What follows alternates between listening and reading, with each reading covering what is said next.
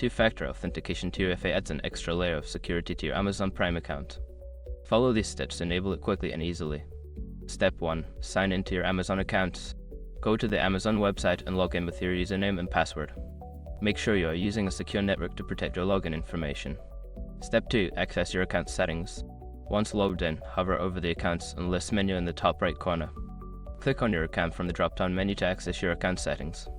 Step 3. Navigate to Login and Security. In your account settings, look for the Login and Security option. Click on it to view your current security settings and options for enhancing your account security. Step 4. Enable two-step verification.